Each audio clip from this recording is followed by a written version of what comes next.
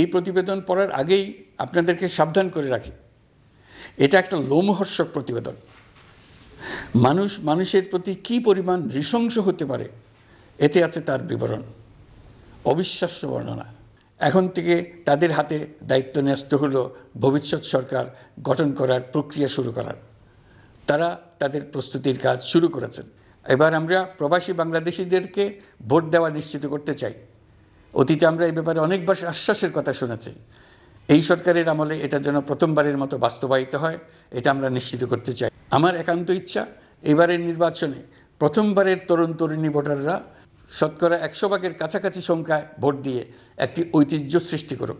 প্রিয় দেশবাসী, অন্তর্বর্তীকালীন সরকার দায়িত্ব নেওয়ার পর বিভিন্ন খাতে সংস্কারের লক্ষ্যে গুম কমিশন সহ 15টি কমিশন গঠন করেছে। এসব কমিশন পূর্ণ উদ্যমে তাদের কাজ করে যাচ্ছে। গুম কমিশন গত পরশু তাদের প্রতিবেদনের প্রথম খণ্ড আনুষ্ঠানিকভাবে পেশ করে গেছেন। গুমের শিকার বহু পরিবারের নিরাপত্তার স্বার্থে এটা এখন প্রকাশ করা যাচ্ছে না। এই প্রতিবেদন পড়ার আগেই আপনাদেরকে সাবধান করে রাখি, এটা একটা লোমহর্ষক প্রতিবেদন।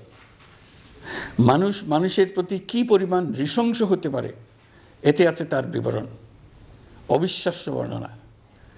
সরকারের আক্রোশের শিকার হয়ে ঘটনাচক্রে যারা এখনও বেঁচে আছেন তারা আজ পর্যন্ত মুখ খুলতে সাহস করছেন না। তাদের ভয় কিছুতেই কাটছে না। তাদের ভয় হঠাৎ যদি ওই জালেমরা আবার ক্ষমতায় আসে তাহলে তাদের প্রতি এরা নৃশংসতম হবে। গত সরকারের ঘৃণ্যতম অধ্যায়ের ঐতিহাসিক দলিল হিসেবে এই প্রতিবেদন অমর হয়ে থাকবে। আমি আশা করছি কমিশনগুলো এখন থেকে নিয়মিতভাবে তাদের নির্ধারিত সময়ের মধ্যে তাদের প্রতিবেদন ও সুপারিশমালা পেশ করতে থাকবে। প্রিয় দেশবাসী, আমাদের সংস্কারের যে আকাঙ্ক্ষা সেটি বাস্তবায়নে প্রতিটি কমিশনই আমাদের জন্য গুরুত্বপূর্ণ। তবে নির্বাচন ব্যবস্থা সংস্কার ও সংবিধান সংস্কার কমিশনের কথা আমি একটু আলাদাভাবে বলতে চাই।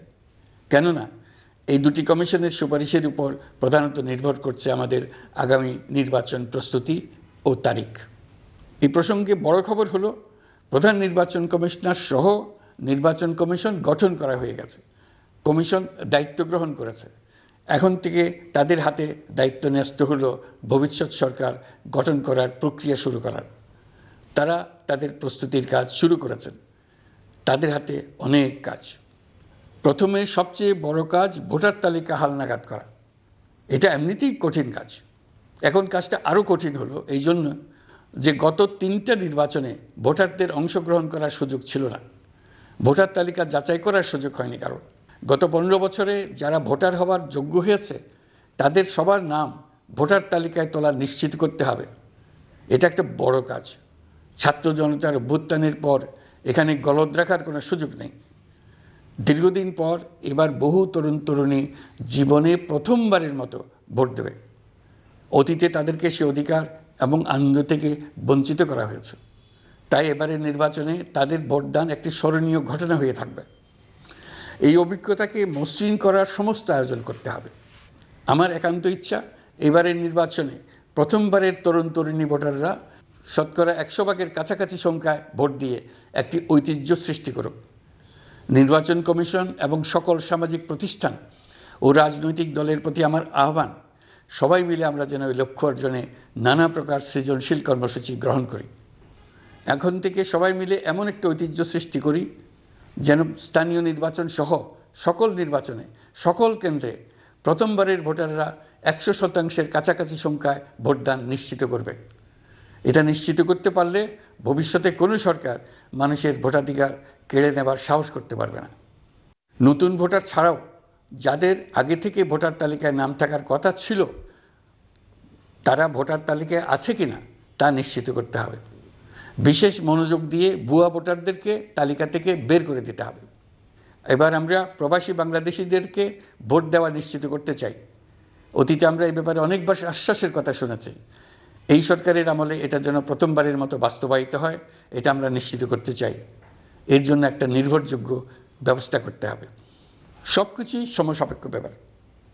এর সঙ্গে যদি আমরা নির্বাচন প্রক্রিয়া আরও উন্নত করতে চাই, নির্বাচন সংস্কার কমিশনের সুপারিশমালা বাস্তবায়ন করতে চাই, তাহলে প্রয়োজনীয় সংস্কারের বিস্তৃতি ও গভীরতা অনুসারে নির্বাচন কমিশনকে সময় দিতে হবে। আমি সকল প্রধান সংস্কারগুলো সম্পন্ন করে নির্বাচন আয়োজন করার ব্যাপারে বরাবর আপনাদের কাছে আবেদন জানিয়ে এসেছি। তবে রাজনৈতিক ঐকমত্যের কারণে আমাদেরকে আবার বলছি, যদি অল্প কিছু সংস্কার করে ভোটার তালিকা নির্ভুলভাবে তৈরি করার ভিত্তিতে নির্বাচন সম্পন্ন করতে হয়, তাহলে 2025 সালের শেষের দিকে নির্বাচন অনুষ্ঠান হয়তো সম্ভব হবে। আর যদি এর সঙ্গে নির্বাচন প্রক্রিয়া এবং নির্বাচন সংস্কার কমিশনের সুপারিশের পরিপ্রেক্ষিতে এবং জাতীয় ঐকমত্যের ভিত্তিতে প্রত্যাশিত মাত্রার সংস্কার যোগ করি, তাহলে অন্তত আরও 6 মাস অতিরিক্ত সময় লাগতে পারে। মোটা দাগে বলা যায় 2025 সালের শেষ দিক থেকে 2026 সালের প্রথমার্ধের মধ্যে নির্বাচনের সময় নির্ধারণ করা যায়।